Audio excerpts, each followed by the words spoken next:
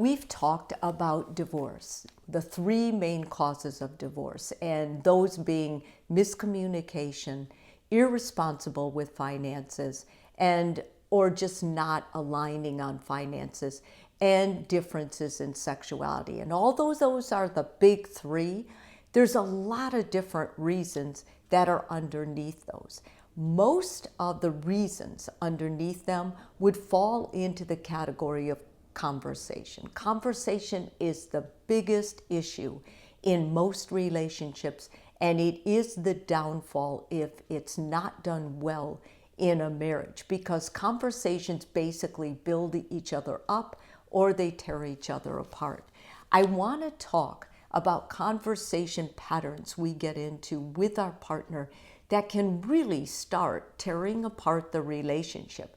You see, divorce doesn't just happen. It has to fray first. The tapestry is fraying. And one of the ways it frays is by what we say to our partner every day. We don't think about it. We don't notice the way they wince. We don't notice if they tear up over something, or if we do, we kind of push it under the rug. We try to, rationalize it, or we try to get our way. But there are definitely patterns that happen that are negative. And you've done them, I've done them. I've been married a long time, and sometimes we get stressed, we get overwhelmed, we have other things happening in our life. The one person we want to get us is our partner. And when they don't, if we're stressed or overwhelmed, we will say something hurtful back. Now, once or twice you say these things, it's not a big deal. Everybody does it. But when the pattern becomes so habitual and it's negative, and I'll go through why it's negative, then basically the trust, the consideration, the respect starts fraying, and that gets in the way of, if you do hit one of those big three categories that we talked about for divorce, why it's more likely to happen to you.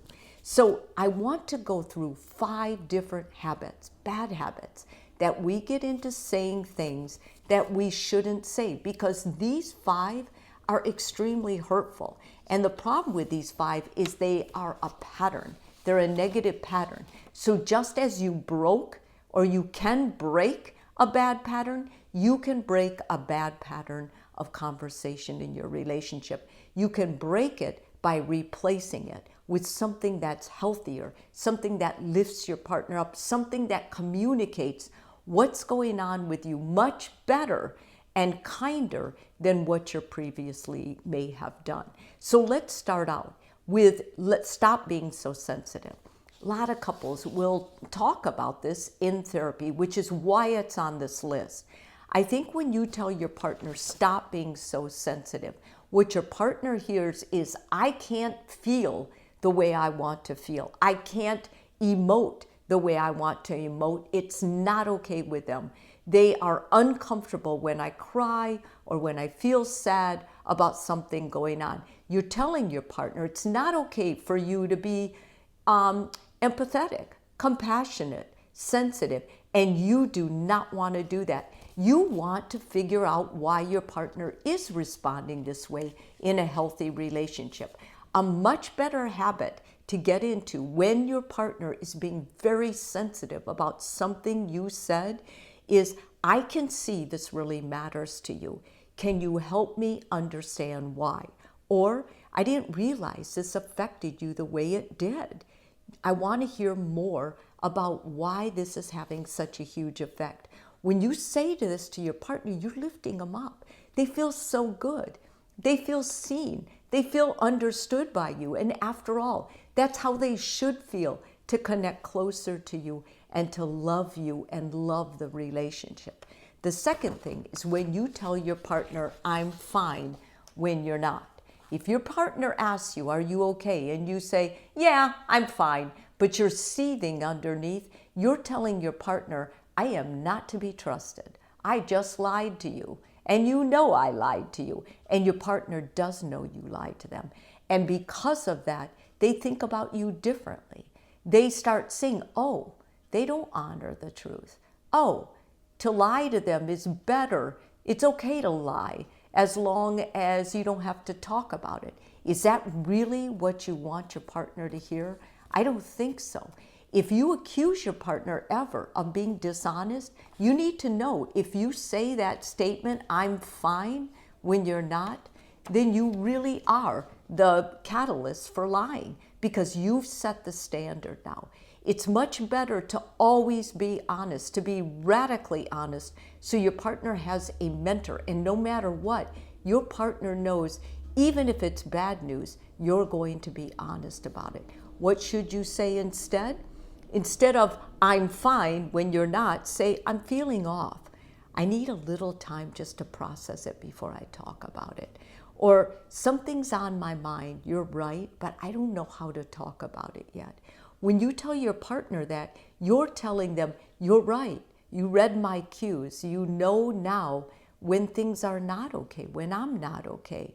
But I need time to talk about this. You're putting a little space in it. You can think about it, how you want to honestly say it, but at the same time, you're not lying to them. And I'm telling you guys, this is very important. Thirdly, do whatever you want. I don't care. When you tell your partner that, you're telling them, I'm done with you. You're free. Just go ahead and go. If your partner has any abandonment issues, believe me, you have just exacerbated their inability to trust you.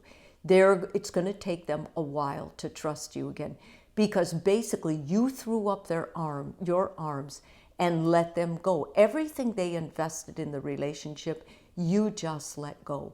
If you're at that point where you're so overwhelmed with life and you can't take this one, whatever they're trying to talk to you about, it's much better to be honest about the emotion you're feeling rather than telling them to do whatever they want. You don't care anymore.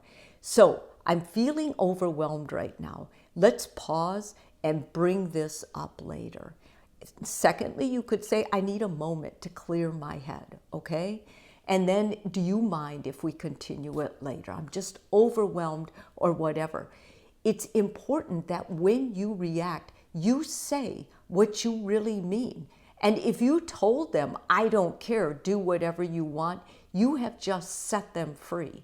And I don't think most people want that. That's why they're in my office trying to work out their marriage. So take a step back, be honest to yourself, and tell them what's going on with you rather than dismissing them and telling them you don't care what they do. The next thing that a lot of couples do is they start doing these double negatives. You always or you never. Now, I'm not going to blame you guys for this because I do this too, and it's extremely hurtful. My partner has told me, when you say that, it makes me feel unappreciated. It makes me feel like you didn't see all the good I did, and I just feel totally defeated. So what I've learned, and I think this really works well, basically because I do get overwhelmed, and you probably do too. I feel unheard when this happens. Can we talk about it? And usually the way I change that for my partner is I'm like, I feel sometimes like you don't listen to me. And I'm just wondering if we can change this pattern, because I don't know what it is, but I know it's not healthy for us. Or you can say, I noticed this pattern, but I can't figure out what we need to do. Can we work on it together? Because this is a negative pattern. You don't ever want to use double negatives like you always or you never, because it puts a person in a category they can never get out of. And it's totally defeating. It's not going to lift your relationship up to the next level. The last thing is when you ignore your partner. You know, some people get so focused on their work or something's going on in their life that they totally don't listen when their partner is trying to engage or has a bid for attention for them, whether it's with the kids or something they want to tell their partner. They just totally keep working and they ignore them. What I'm going to suggest you do is stop your work in intervals. And during those intervals, go to your partner and say, I'm really involved in a project right now. You may have noticed I just seem distant, but I'm with you. I just really need to focus on this. So I'm checking in. Are you okay now? And you might even give them an amount of time, like maybe give me an hour and then I'll be back. The second thing you can do is before you start the project, you can say, I'm going to be tied up for the next hour or two. Do you need anything now? Is there anything I can do that's going to help so you feel connected, but that I can pertain to, or I can attend to now? Because once I'm in this, I can't really stop it midway. When you do this, you tell your partner, you're a priority. You're number one to me, and you matter. And that's why I want to make sure you're going to be okay. Relationships are not meant to be broken. They're meant to be constantly nurtured. One way you can nurture your relationship is by changing the way you talk to each other, using different words. It's not a big deal. You can do this. If a bad, consistent habit has happened where you're constantly talking like what I've said not to, then it's time to really focus on and make this change together. If this video is helpful for you, please subscribe. And if you're already a subscriber, thank you so much.